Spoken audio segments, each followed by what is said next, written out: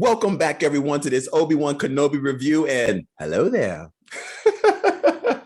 Right out the gate of this series, I loved how they showed Order 66. I mean, we saw the Order go down in Revenge of the Sith, but we never actually saw how Order 66 was when they actually went to the Jedi Temple. So to actually see that in this series was actually pretty cool. And I really, really enjoyed that, getting a glimpse of how that was at that moment Order 66 was going down. Pretty dope. The Sith Inquisitors show up, and right out the gate, you get an extreme of sense of the power and the fear that they put amongst the citizens. I mean, yo, these citizens want nothing to do with these dudes, absolutely nothing. But I love that because it really gets you to see how powerful they are and the fear they have instilled in the citizens, especially on this planet. And yo, you got to get up for the Grand Inquisitor. I really like this guy, the way that he's portraying the character, his stoic attitude, his stance, his verbiage, the way he's speaking. I was on the edge of my seat because I didn't even know what this dude was going to do next. I really enjoyed this guy, and I actually want to see him on the screen a lot more. But we only got to see him in that little part, but I would love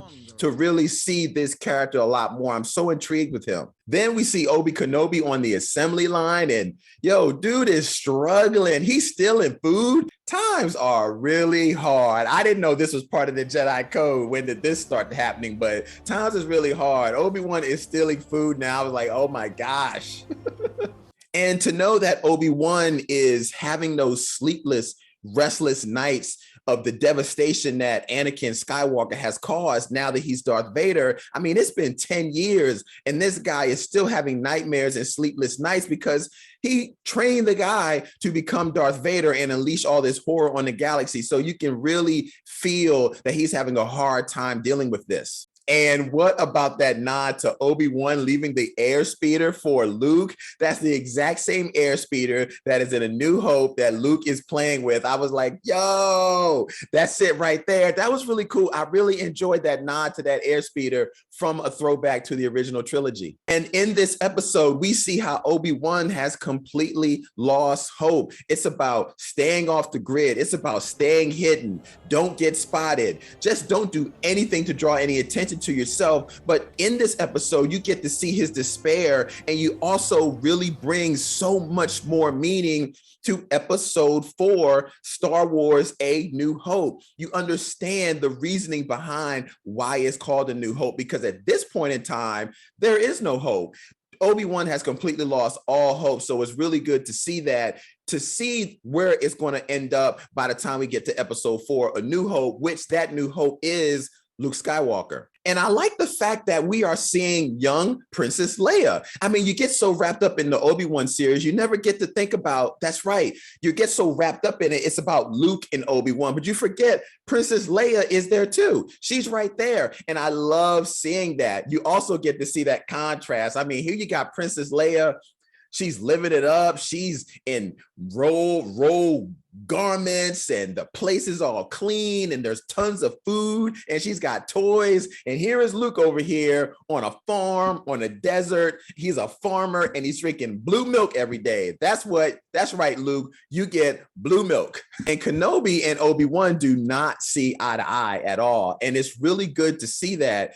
I mean, you could tell Uncle Owen has got a grudge and he is just not happy with Obi-Wan. And one thing I did not know, which they bring to light in this series, they actually talked about Luke being trained when that time came, when he started to show signs of his powers. And now Uncle Owen's pulling back like, nah, we're not doing that now. And that was really interesting. It's something I never really knew. So you could understand why they're butting heads so much. But yeah, I was kind of shocked to see that they actually had made a deal and now Uncle Owen's pulling back on it, but you can understand why, because he definitely has some hatred to Obi-Wan Kenobi. Even though he doesn't say it, yeah, he doesn't like him so much. And the third sister, like, what is her deal? Like, she really comes strong for Obi-Wan Kenobi, but you have no idea why. And I hope that they explore that on why she is so driven to find Obi-Wan Kenobi, but the other Inquisitors and the Grand Inquisitor is not so much. Hopefully that as this series goes along, they start to really explore why she is so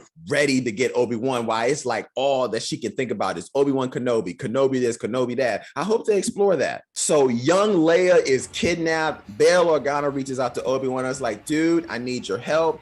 Right out the gate, Obi-Wan is like, nope, I'm not doing it. I'm not the guy. I'm a shell of who I used to be. And it's so good to see that, because Obi-Wan, you start to realize how deep in despair this guy is. Like, he just feels ruined by what happened, and he doesn't want any opportunity to F it up again. But Bail Organa comes to him, and Obi-Wan is strictly saying, look, I'm about taking care of the boy. But Bail Organa checks him and was like, no, dude, Leia is just as important as Luke, and you know this. And I thought that was pretty cool. Obi-Wan then jumps in, is like, yep, you're right. He dons the robe and the lightsaber. I'm like, yes.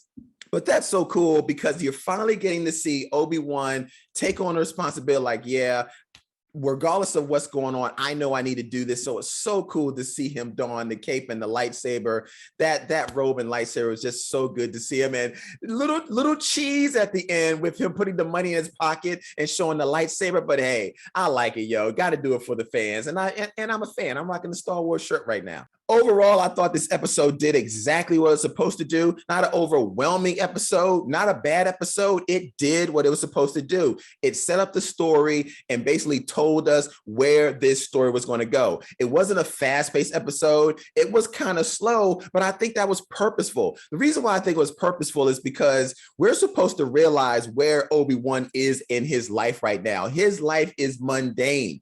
No excitement. As you can see, he's doing the same thing every day. He's working on an assembly line, doing the same thing every day, watching Luke. But I think that's purposeful to show that's his life right now, because this episode and episodes in the future, actually episodes in the future, I feel are going to get more and more driven, and a totally new chapter is going to happen. And it's purposeful to show this episode in this way, to know that a change is going to come once he accepts to go on this mission to save young Leia. But that's my review. Overall, I give this episode a 7 out of 10, right in the middle. Not bad, not good, but it did exactly what it was supposed to. Thank you guys so much for watching. As always, don't forget to like this episode, subscribe to the channel. You can get some new content. My name is Corey Roy, and as always, I'll see you on the next review. You can get with this.